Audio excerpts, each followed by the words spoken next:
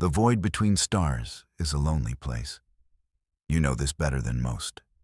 Your ship, the Stray Dog, is a testament to that fact. It is a small vessel made for one. A cockpit, a cargo hold, and a tiny bunk. For 3 years, this has been your entire world. You hunt for the ghosts of long-dead ships. You pick their bones clean for scrap and technology. It is a quiet life. A profitable one, if you are lucky. Mostly, it is just empty.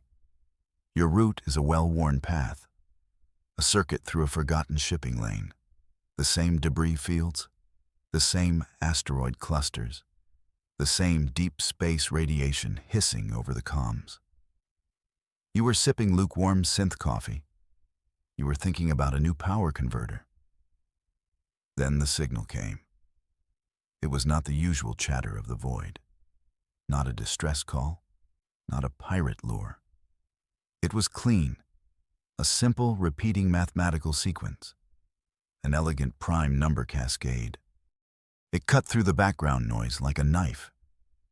It was impossibly old. Your ship's computer struggled to even date it. The signal was faint, a whisper from the darkness, and it was coming from the Carina Prime Nebula, a place nobody goes, a graveyard of dead stars and strange energy fields. Every instinct told you to ignore it, a signal that old is not for you. It is an echo of something long gone, or a trap from something very patient. But the scrap business was slow, and the loneliness was a constant ache. The signal was a mystery, a question mark hanging in the deep black. You changed your course. You pushed the Stray Dog toward the heart of Carina Prime. You went to find the source of the whisper. The journey took 2 days. 2 days of the signal growing stronger. It never changed its pattern. It was a steady pulse in the dark, a cosmic heartbeat. Your ship's computer worked the whole time. It tried to match the signal's structure to any known database. It found nothing. No known species, human or otherwise, used this format. It was unique. That fact made your skin crawl. Unique things in deep space are rarely good things. You finally dropped from faster-than-light travel. The nebula surrounded your tiny ship. Great clouds of red and purple gas swirled outside. They were lit by the light of distant blue giants. It was beautiful, and it was completely silent. The signal was now crystal clear. It was coming from a point just ahead, a spot in the void that looked completely empty. You pushed your sensors to their maximum. Then you saw it. It was not hard to miss. Your mind simply refused to process it at first. It was a ship. But calling it a ship was like calling a mountain a rock. It was a behemoth of impossible size. A kilometer-long slab of dark metal. It was shaped like a weapon, a brutalist spear tip aimed at nothing. There were no lights, no energy readings, no signs of life at all. It was a ghost, a titan adrift in a sea of dead stars. The vessel was clearly derelict. Craters from micrometeorites dotted its hull. There was a patina of cosmic dust centuries thick. Yet the design was flawless. No clumsy weld lines, no obvious modules bolted on as an afterthought. It looked like it was carved from a single piece of obsidian. This was not the work of any known race, not the bulky warships of the Terran Alliance, not the organic cruisers of the Cathar. It was something else entirely. And from the heart of this dead giant, the signal continued. That tiny, polite, repeating whisper. It was the only thing suggesting the ship was not a tomb. You flew the Stray Dog on a slow pass along its flank. You felt like a fly buzzing next to a sleeping whale. The sheer scale was disorienting. You could have parked your entire ship inside one of its engine nozzles. You wondered what kind of beings built such a craft. You wondered why they had abandoned it here. Your ship's computer beeped. It had finished a materials analysis. The results scrolled onto your screen. You read them once. Then you read them again. You told the computer to run the scan a third time. The answer was always the same. The hull was 93% iron alloy, with trace elements of carbon, nickel, and tungsten. The computer added a small note for clarification. The composition was undeniably, unequivocally human. That was not possible. Humanity had never been this far out, not in this direction. The great expansion pushed the other way, toward the galactic core. This was the uncharted fringe, the back of beyond. Yet the evidence was right in front of you. A human-built starship of a size and design that dwarfed anything in known history. It was a contradiction that made your head ache. Then the signal changed. The prime number cascade stopped. It was replaced by a new sequence. Simple binary code. Your computer translated it instantly. The message appeared on your screen. Unidentified vessel, welcome. You are cleared for docking at port 7. You stared at the words.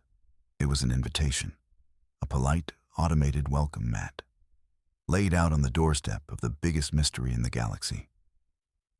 Your salvage protocols were screaming at you. This was a textbook case of a bad idea.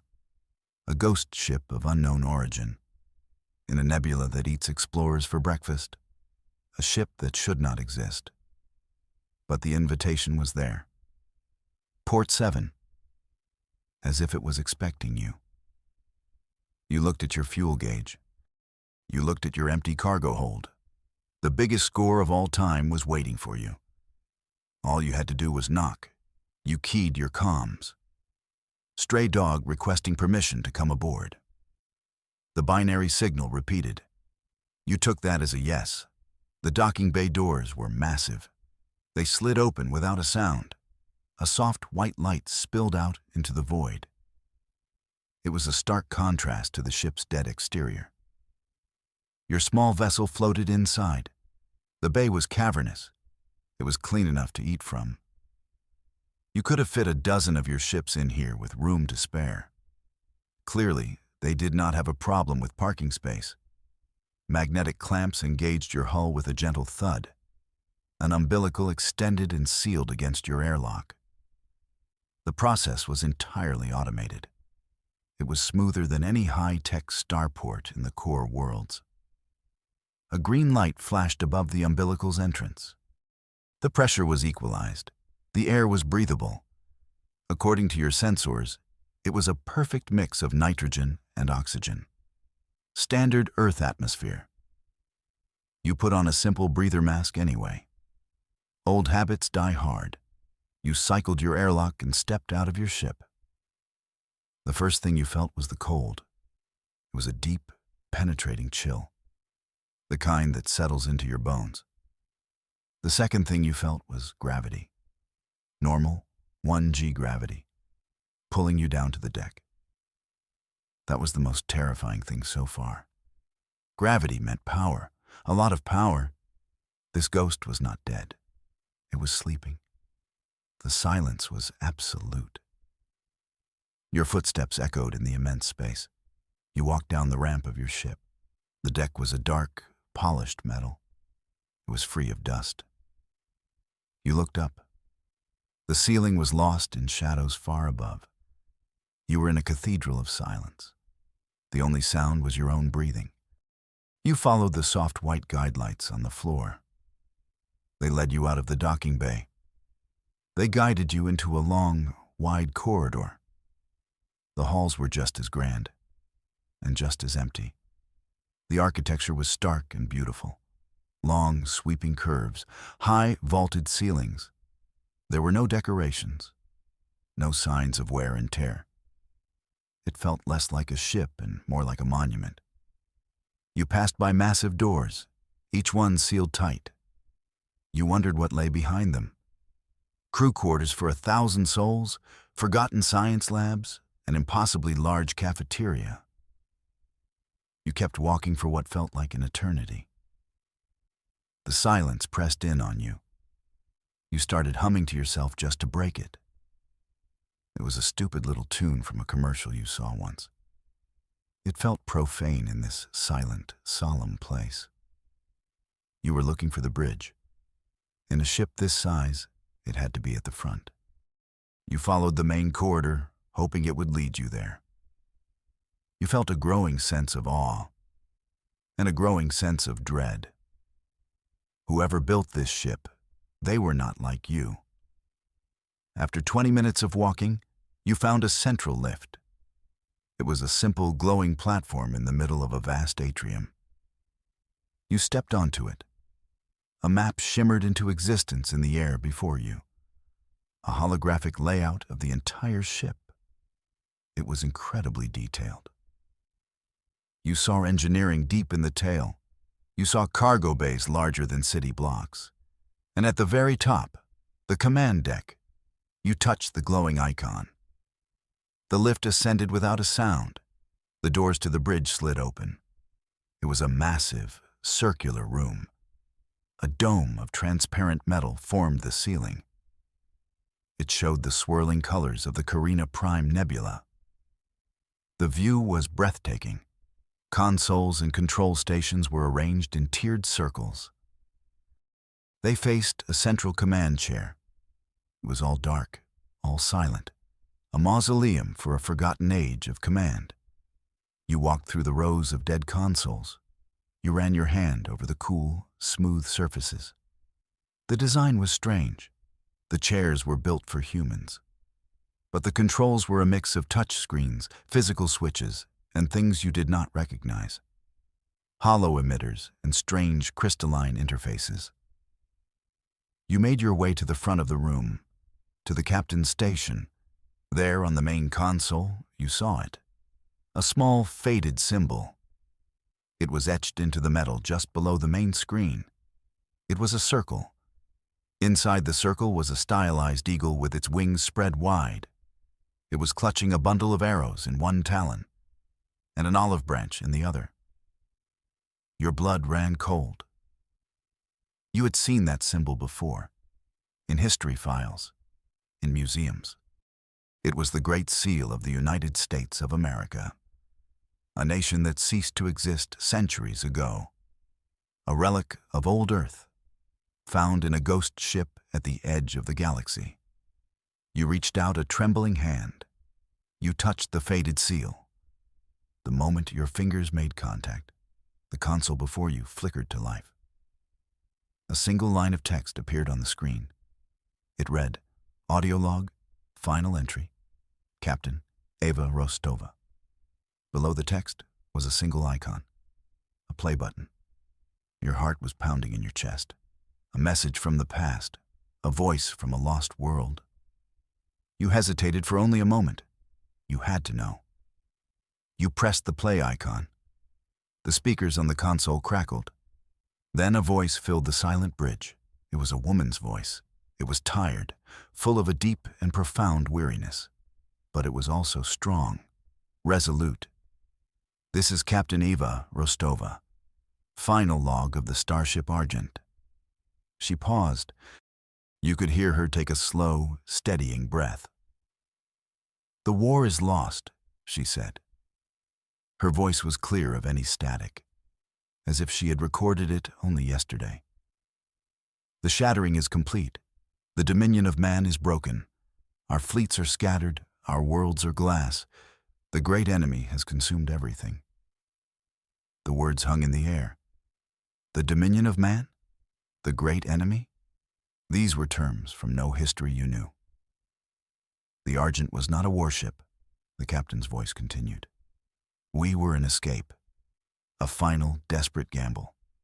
We carry the memory of our people, the seeds of our civilization. Every book, every song, every work of art, the genetic codes of 1,000,000,000,000 souls. We are not running. We are hiding. We are a promise sent into the dark, a message in a bottle thrown into the cosmic ocean." She fell silent for a long moment. You could hear the faint hum of a ship's drive in the background of the recording, a sound of a living, breathing vessel. Our orders are to find a quiet place, a corner of the galaxy where no one will look. We are to power down all but the most essential systems, and we are to wait. For how long, we do not know.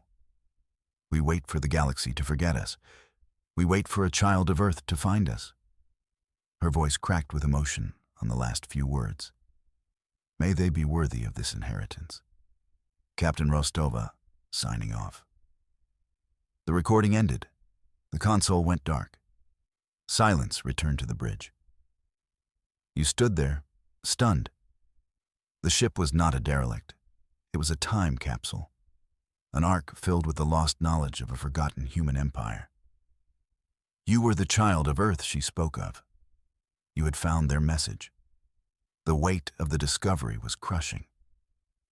It was the single greatest find in human history, and you were all alone. As you stood there, trying to process it all, something changed. A new sound filled the room, a low, resonant hum. The consoles around you began to light up. One by one, soft blue light filled the bridge. Data streams scrolled across the screens. A power signature was growing from the heart of the ship. Something was waking up. A voice spoke. It was not from the speakers. It was inside your head, calm, powerful, and impossibly ancient. New presence detected, it said. The voice was neither male nor female. It was a perfect, synthesized intelligence. Biological signature confirmed. Human genome, 99.97% pure. Welcome, inheritor. You spun around. The bridge was still empty. The voice was everywhere and nowhere at once. Who are you? You asked. Your own voice sounded small and weak. I am the warden, the voice replied. It was patient, as if explaining something to a child. I am the mind of this vessel, the guardian of its purpose. I have been dormant for 370,000 standard years. Your presence here has initiated my final awakening protocol. You stared at the empty command chair. A shipboard intelligence, a dormant one. The captain's log must have been the trigger. Inheritor? You asked. What do you mean, inheritor? This vessel, the Argent, was sent to preserve the legacy of the Terran Dominion, the warden explained. It was designed to wait for a descendant of its creators to reclaim it. You are that descendant, the first to touch this ship in over 3 millennia. As it spoke, the main view screen in front of the command chair flickered to life. It did not show the nebula outside. It showed a map. It was a star chart of the entire galaxy. Thousands of points of light glowed on the screen. A vast section of the map, nearly a quarter of the galaxy, was shaded in a soft blue. What is that, you whispered? That was the dominion of man, the warden said. Its voice held no pride, no sadness. It was simply stating a fact. The true origin of your species. Not a single planet called Earth, but a star-spanning empire of 100,000 worlds. An empire that rose, flourished, and was ultimately destroyed. The map was a shock to your system. The Terran Alliance, the government you knew, controlled barely a few hundred star systems. They were clustered in a tiny circle on the edge of this forgotten dominion. Everything you knew about human history was a lie. You were not brave explorers pushing into the unknown. You were the scattered survivors of a galactic catastrophe, living in the ruins of your own forgotten greatness. It was almost too much to comprehend. You felt like your brain was about to short-circuit. It was probably a good time to sit down. The history you know is a fragment, the warden continued. Its voice was a steady presence in the chaos of your thoughts, a garbled echo of the truth. After the shattering, the survivors were few. They were scattered across isolated pockets of space. They lost their technology. They lost their knowledge. Over thousands of years, they rebuilt. But they never remembered what they had lost. They believed themselves to be alone, the first humans to reach for the stars. You looked at the vast blue empire on the screen. What happened? Who was the great enemy the captain spoke of? The star chart faded. It was replaced by static. Not visual noise, but a deliberate block. That knowledge is restricted, the warden said. Its tone was firm. Access to information regarding the enemy is sealed under the final protocol. It is a threat that slept when we slept. Waking this ship risks waking them as well. The knowledge is a weapon. It can only be given to the rightful commander of the Argent. You understood. This was not just a history lesson. It was a security measure. This ship was hiding from something. Something so terrible that even its name was a danger. So this ship wasn't lost in a battle, you said, piecing it together. It was a planned retreat. Correct, the warden confirmed. The Argent is one of 9 such vessels. We were called the siege ships. Each one was sent in a different direction, into the deepest voids between the spiral arms of the galaxy. We carried a complete genetic repository, all of the flora and fauna of the 100,000 worlds, and a complete copy of the Imperial archives. The ship is not a weapon inheritor. It is a library, a living museum. It was a seed bank, a cultural ark sent to ride out a storm, designed to hide and wait, to preserve a legacy that was being systematically erased from existence. For 370,000 years, it had floated here in silence, waiting for someone like you, someone with the right DNA, the right ancestry, a child of a lost empire who had stumbled home by accident. Then, a new sound began to fill the bridge, a deep, powerful thrum. It resonated through the deck beneath your feet. The ship felt like it was taking a deep breath. What was that? You asked, alarmed. My full awakening required a significant power surge, the warden stated calmly. I have brought the primary systems back online. This process has generated a substantial energy ripple, a wave that is currently propagating across the local space-time continuum at the speed of light. You did not like the sound of that. An energy ripple? What kind of ripple? You asked. A unique one, the warden said. The power signature of this vessel is unlike any currently in use in this galactic quadrant. It is a broadcast, an announcement. To anyone with the right sensors, we have just declared our existence. The warden paused for a moment. My long-range sensors are now active. I can confirm the ripple has been detected.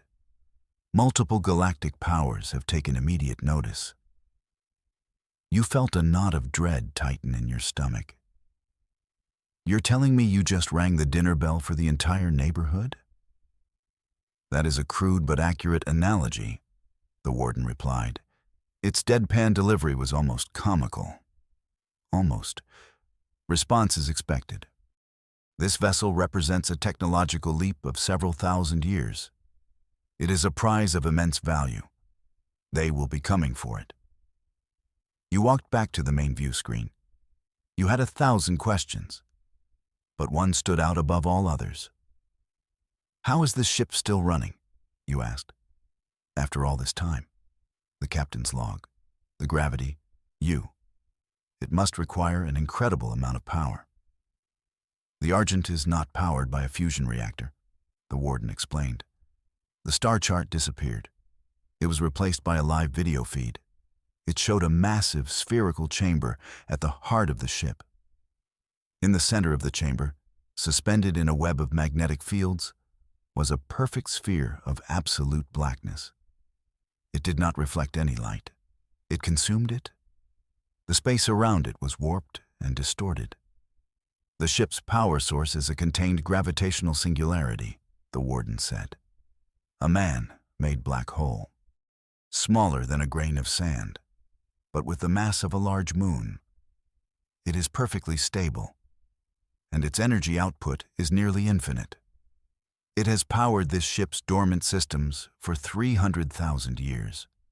It can continue to do so for several million more. You stared at the image in complete awe. You were looking at the heart of a captured star, a technology so advanced it bordered on magic. No wonder the energy ripple got everyone's attention. This ship did not run on fuel. It ran on the fundamental forces of the universe. You suddenly felt very small. You also wondered if it had a good warranty. Just then, an alarm blared from your own personal comm unit. You had left it linked to your ship's systems in the docking bay. The stray dog's primitive sensors were screaming. They were being boosted by the Argent's incredible sensor suite. A new window opened on the main view screen. It showed a tactical plot of the surrounding space. It was covered in icons, dozens of them, all moving toward your position at high speed. The warden began identifying them.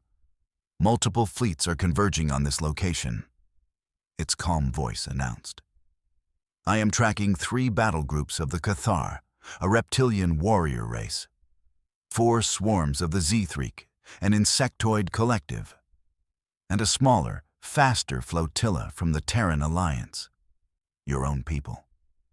You looked at the incoming arrows on the map. They were vultures, all swooping in on the biggest, most valuable piece of salvage in the galaxy. The Cathar would strip it for weapons. The Zethreek would consume it for resources. And the Terran Alliance?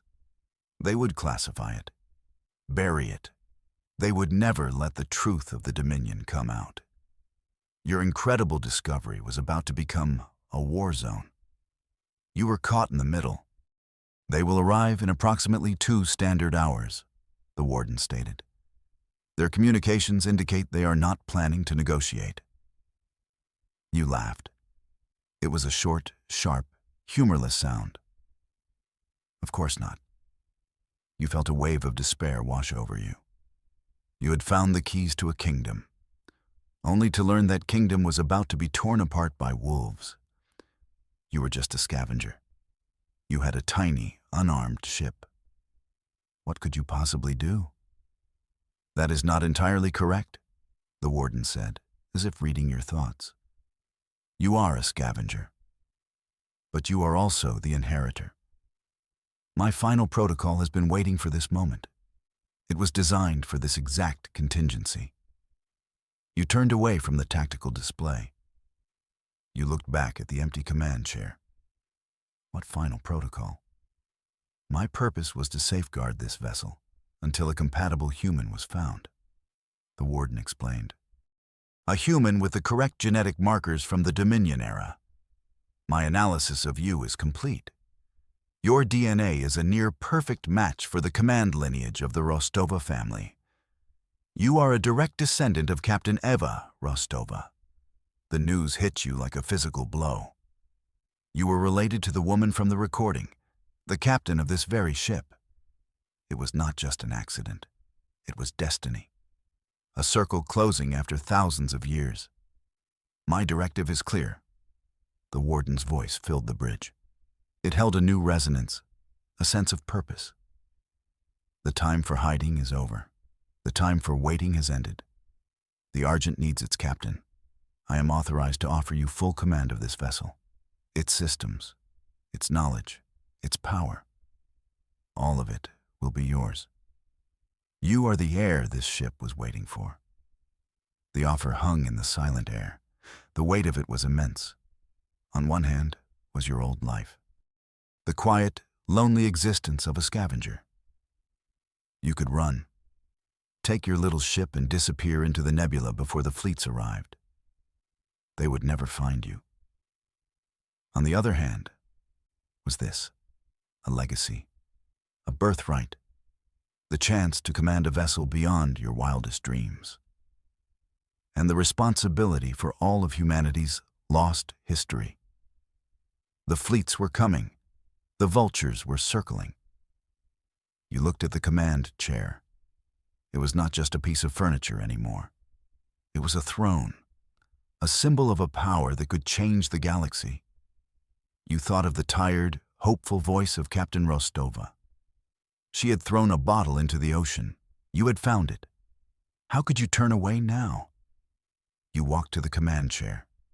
You ran your hand over its armrest. You took a deep breath. "I accept," you said. Your voice did not tremble. It was steady, clear. The moment the words left your mouth, the ship came alive. The deep hum rose in pitch. The soft blue lights on the consoles brightened to a brilliant white. The entire bridge seemed to lock into focus. A subtle vibration ran through the deck. It was the feeling of immense power, now unleashed. A heads-up display materialized in your vision, a direct neural link from the ship to your mind. You could feel the Argent. Its systems were an extension of your own senses, command authority transferred, the warden's voice said in your head. It was no longer just a voice. It was a partner, a co-pilot. "Welcome aboard, Captain." You sat down in the command chair. It felt like it was made for you. Data streams flowed into your consciousness. You saw the power levels of the singularity. You saw the status of every deck. You saw the incoming fleets, their speed, their weapon loadouts. You knew everything. "Warden," you said, "show me our defensive capabilities." "As you wish, Captain." On the main view screen, a schematic of the Argent appeared. Dozens of new icons bloomed across its hull. Long hidden panels slid away. They revealed rows of massive weapon emplacements. Energy projectors of a design you had never seen. Torpedo tubes large enough to launch your old ship. The Ghost was no longer a ghost. It had teeth. Very, very sharp teeth. The comms channels from the approaching fleets were a storm of confusion. You could feel their panic through the data stream. Their sensors were reporting a massive power spike. They saw the weapon ports opening. The derelict ship was not a derelict anymore. The prize they were racing toward was suddenly pointing a very large gun in their direction. Their advance slowed. They became hesitant, cautious. You looked at the tactical display. The wolves had stopped at the edge of the forest. They were watching you, waiting to see what you would do. You felt a smile touch your lips for the first time in what felt like years. It was a genuine smile, full of confidence, full of purpose. You were no longer a scavenger. You were the captain of the Argent, the heir to a forgotten dominion. And you had a library to protect. "Warden," you said, leaning forward in your new command chair. "The galaxy I know is a noisy place, full of bullies and thieves. I think it is time we went somewhere quiet, somewhere new." You looked at the star chart in your mind, the tiny bubble of known space, and the vast, dark ocean of the unknown that surrounded it. "Set a course," you commanded. "Take us into the void. Away from all this. Maximum speed." "Course laid in, Captain," the warden replied, engaging inertial dampeners. You leaned back in the chair. You could feel the immense engines of the Argent begin to power up. The ship turned its nose away from the stunned fleets. It faced the endless darkness between the stars. You were charting a course into legend. Your legend. The story of the Ghost ship and its new captain was about to begin.